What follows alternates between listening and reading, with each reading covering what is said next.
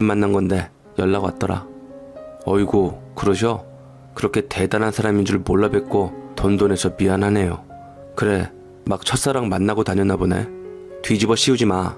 난 당연히 번호도 모르고 까맣게 잊고 지냈는데 나 어떻게 사나 인터넷 검색하고 그러다 산후조리원 사진 보고 축하한다고 연락했더라고. 그치, 온 동네방네 산후조리원 이름 바뀐 사진 뿌려대고 해시태그해서 인스타에 올리고 했는데 모를 사람이 있어? 일주일에 1,000만 원 처바른 곳인데. 근데 당신 그게 마지막이라고 부탁해서 보내준 거야. 그리고 당신이 쓴 돈 다 합하면 근 5천만 원이 넘어. 심지어 그것도 애에게 쓴 게 아니라 당신 옷에 신발에 당신 허영 채워줄 백일 잔치 하느라 썼지. 우리 아들은 똥도 자기 똥인지 모를 텐데 자기 백일 잔치 하느라 3천만 원 쓴 거 알면 나중에 뭐라고 할지 모르겠다. 어? 그래서 부잣집에 시집간 줄 알고 마음 바뀌었대? 왜 연락을 해?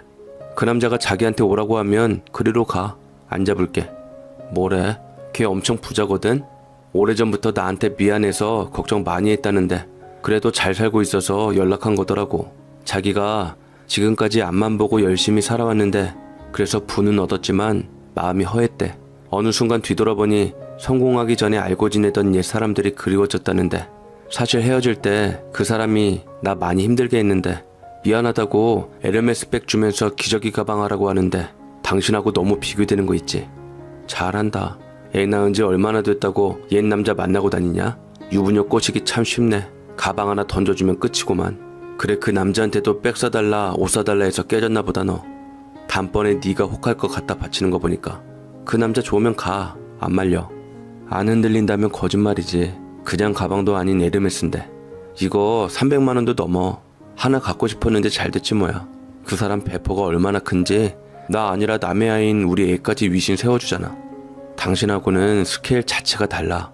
여자는 그런 남자 원하거든. 기가 막히게도 대놓고 그 인간하고 저를 비교하는데 제가 직장인이라 평일엔 육아나 집안일을 잘 돌보지 못하는데도 예상과 달리 육아 도우미 아줌마 없이 혼자 씩씩하게 애 키우는 것이 고맙기도 하고 미안해서 스스로 합리화를 하며 돈재랄하는 거 알면서도 꾹 참고 있던 게 욱하고 폭발해버렸죠. 사실 육아 도우미 문제도 그렇습니다. 가끔씩 아내가 하는 것 보면 아슬아슬해서 오히려 제가 베이비시터를 쓰라고 했거든요. 때 불린다고 애를 물에 담그고 물건 챙긴다고 왔다 갔다 하는데 그러다 사고라도 생길까 불안했던 게 제가 한 번 보고는 저 퇴근한 다음에 같이 씻기자 할 정도로 돈 쓰는 거 말고는 제대로 하는 게 없는 사람입니다. 그랬더니 돈 아깝다고 싫다고 해서 감동받았습니다. 드디어 엄마가 되나보다 대견했는데 어느 날 800만 원어치 마사지를 끊어왔습니다. 최고급 강남 피부이원에서요. 카드 명세서를 보고 황당해서 이게 뭐냐고 물어보니 많은 횟수를 구매하면 저렴해서 이렇게 끊었답니다. 자기 말로는 돈 펑펑이 아니라 도우미 아줌마 부를 돈으로 자기에게 투자하겠다고요. 회당 30만원짜리 초아 마사지 30회 끊고 100만원 디스카운트 받았다고 계획적으로 쓴 거라고 큰소리더라고요. 그런데 가만 생각해보니 그것도 나나 본인을 위해서 한 게 아닌 것 같았습니다. 사실 극단적으로 이혼 생각도 많이 했는데 혼자서 아기는 누가 키우나 어머니께 부탁을 드려야 하나 재수 씨께 부탁을 드려야 하나 생각하다 그냥 말거든요. 그런데 얼마 전까지 생활비가 부족하다고 징징대더니 찍소리가 없어서 이상하다 했더니 제가 250 월급 받는데 집사람이 백화점 VIP라면 웃을 텐데 저에게 장인어른이 사줬다고 했던 모든 것이 결국 그 남자에게서 나온 걸 알게 되니 미치겠더라고요. 집사람이 원래 갖고 싶은 것에 대해서 도를 넘고 환장하게 만든 게 지난 첫사랑하고 비교하는 아내가 요즘 부쩍 처음 보는 귀걸이며 반지를 한 것이 생각났습니다. 왠지 더 이상 물으면 안 될 것 같은데 저도 모르게 지긋지긋한 이 상황을 끝내고 싶다는 생각으로 장롱을 뒤져서 아내 보석함을 꺼내들고 캐물었습니다. 바로 그 전날 퇴근한 저보다 더 늦게 아들 안고 외출했다 들어왔을 때 처음 보는 귀걸이 목걸이 세트를 장인어른이 사주었다고 했는데 마찬가지로 돈도 나는 저 때문에 안쓰러웠는지 기저귀 가방도 장인어른이 사줬다고 둘러쳤던 아내였기 때문에 결국 보석도 그 남자가 사준 것 아닌가 하는 합리적인 의심이 들었거든요. 저도 예전 같으면 출산 후 우울증, 육아가 워낙 힘들어서 기분 전환이 필요하다는 말에 그냥 넘어갈 텐데 대놓고 성공한 첫사랑을 만나서 가방을 선물로 받았다고 말한 이상 덮어둘 수가 없었습니다. 바로 전날 아내는 한바탕 히스테리를 부리고 외출했었습니다. 점심시간에 말이죠. 뜬금없이 전화를 해서는 제가 뭘 해줘도 계속 부족함을 느끼고 힘들다고 하니 사는 보람도 없고 윗빠진 독에 물만 붓고 점점 더 채워줘야 할 것 같아 지친다고 다다다 쏘아붙이고 조리원 동기들 만나기로 했다고 나간다고 했습니다. 당연히 바람 쐬고 와라 했고 저는 그 전화를 받고 점심을 못 먹었습니다. 밥이 안 먹히더라고요.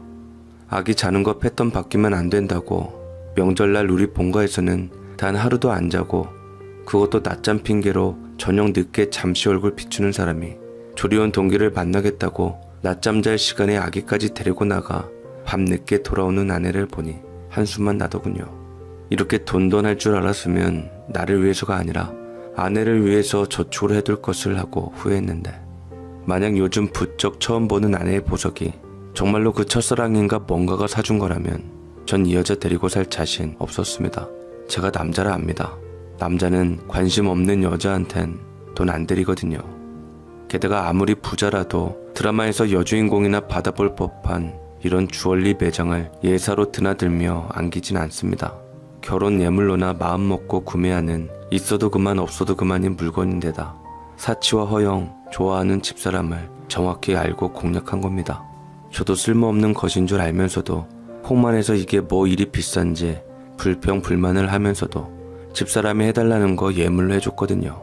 게다가 저번 달에 제가 현장에서 딱지 끊고 받은 과태료 통지서 돈 좀 내달라고 부탁을 했을 때 저에게 쓱 손 내밀던 여자가 돈이 있을 리가 만무했는데 보석함에는 형형색색의 처음 보는 장신구가 가득했습니다. 잘 대답해. 너 처음 보는 거라고 물을 때마다 장인어른이 사줬다고 했지. 이거 다 사주셨냐? 처갓집 부자도 아니잖아. 매번 돌도 안 지난 애 안고 처갓집 갈 때마다 장인어른이 사줬어?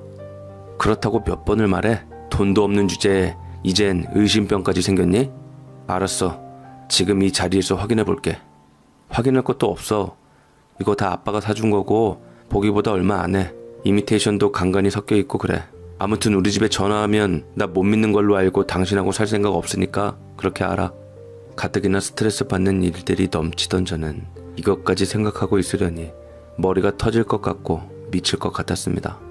애초에 연애할 당시부터 집사람이 호텔이나 고급 라이프 스타일을 좋아하는 것은 알고 있었는데 대신 유흥이나 명품 등의 소비를 하지 않아서 마음을 놨는데 오산이었습니다.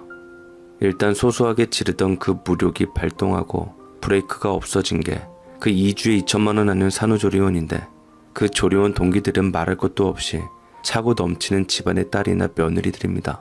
저런 삶을 사는 게 전혀 이상하지 않을 정도로요. 시장에서 장사하는 집 며느리나 중소기업 다니는 장인이 보낼 처지도 안 되는 곳이죠. 집사람 스스로도 자기가 그때 아니면 언제 그런 사람들과 어울려 보겠냐고 했듯이 은연중에 그들 무리의 삶을 보고 때론 동경하기도 따라하고 싶기도 했을 겁니다. 그래 큰맘 먹고 내 주제에 부모님께 부탁하며 무리수를 뒀는데 헛바람이 들어도 단단히 들어 도무지 제 자리로 돌아올 기미가 안 보이는 이 시점에 저는 지금 이 도화선에 불을 당길까 말까 고민을 했습니다. 제가 아는 장인어른은 아무리 딸이 원해도 기저귀나 집사람이 멋내고 입고 다닐 만한 옷을 사주시지 이런 장신구들을 사주셨을 리가 없습니다.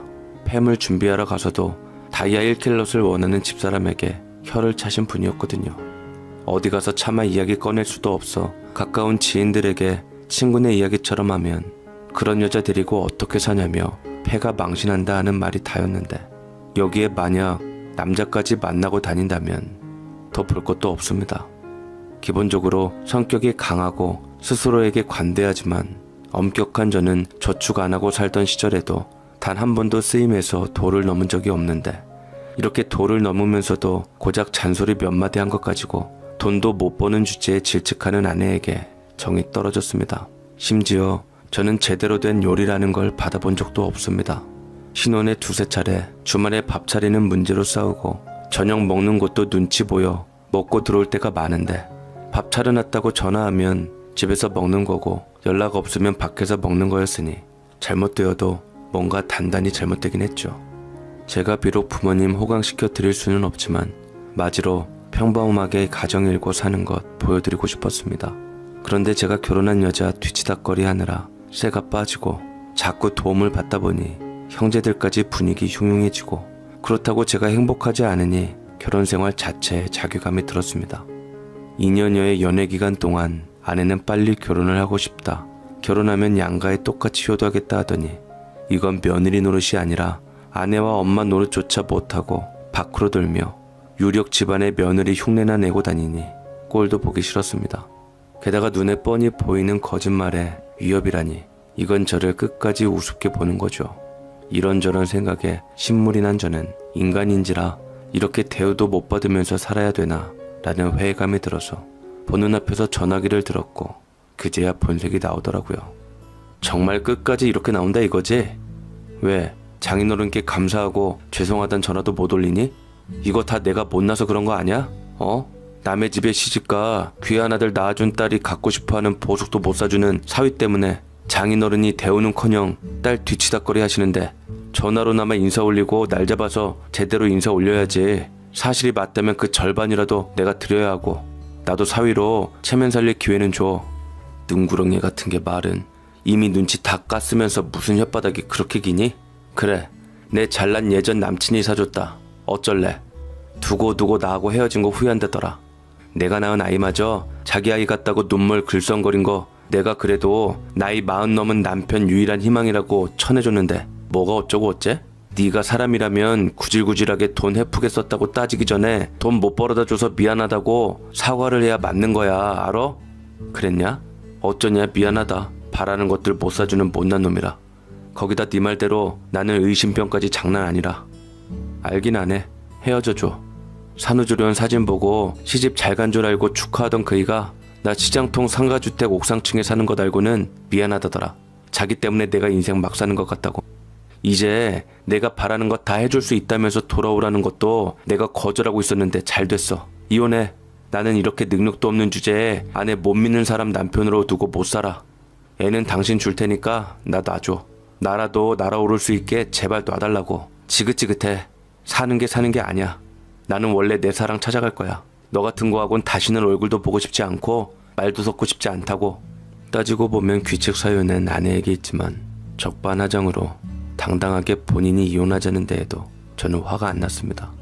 저야말로 이혼 생각이 굴뚝 같은 사람이라 그 말에 아무 의미가 없었고 속전속결로 이혼을 했지요.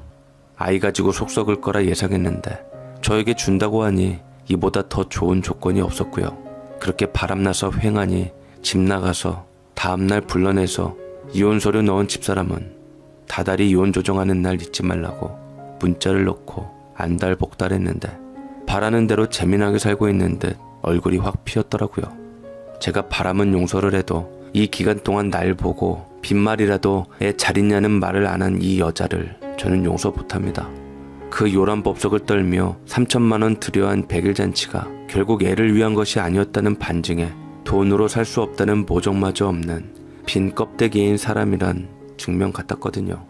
마침내 3개월이 지나 이혼 확인서를 받아들고 하늘로 뛰어오를 듯이 신이 난 그 여자는 만나서 반가웠고 다시는 마주치지 말고 마주치걸랑 재수없으니까 아는 척하지 말라는 말과 함께 사라졌습니다. 끝까지 그녀다웠죠. 저야말로 같은 마음이라 딱히 반박을 못하고 그래도 내 인생 아이 하나만은 건져냈음에 감사하며 신혼집 정리하고 얌전히 부모님 댁으로 기어들어갔지요. 그런데 위자료고 양육비고 없이 계산 깔끔히 끝낸 상태라 연락할 일이 없는데 자꾸 그 여자한테 연락이 옵니다.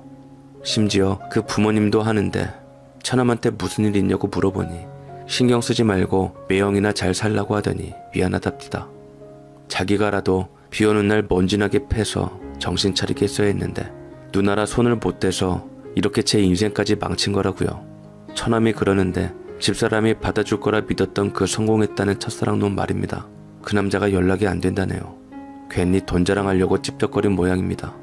이혼한다는 소리에 잘했다, 이제 자기만 믿어라 해서 당당하게 장인장모한테도 이혼 강행하고 그대로 밀고 나간 건데 이혼 서류 밀어놓고 이제 진짜 자유다 건배하고 둘이서 요란스럽게 파티했다는데 아침에 일어나 보니 없더랍니다. 회사에 찾아갔더니 회사 동업자에게 넘기고 차기 회사 아이디어 내는 겸 머리 식힌다고 미국 갔다는데 약혼녀가 재미교포라 거기서 눌러 앉을지도 모른다는데 장인 될 사람이 실리콘밸리에서 잔뼈가 굵은 사람이라 장서가 일낼 거라고 다짐이 이만저만 아니랍디다. 그래 저에게 연락을 해온 겁니다. 2번이나 농락당하고 만신창이로 버림받고요. 자기 누나지만 치가 떨려서 자기도 혼자 살고 싶을 정도라는 처남이 절대로 받아주지 말랍디다. 3번 그럴 여자라고요. 저도 그렇게 생각합니다. 저는 월급 받아서 30 쓰고 나머지는 어머니께 다 드리고 있습니다. 어머니가 본인 양육비 빼고 차곡차곡 저축도 하시며 우리 아들놈을 위해 모아두고 계시니 아내는 필요 없습니다. 저는 아무리 급해도 헤어진 전처가 회사로 안 찾아왔으면 합니다. 기름값에 점심값도 쪼들리는 터라 저는 300원짜리 자판기 커피도 사주고 싶지 않거든요. 저는 허영에 찌들어 헛바람 들어 살더니 지 인생 풍선처럼 날린 그 여자가 우리 아들까지 날려먹지 못하게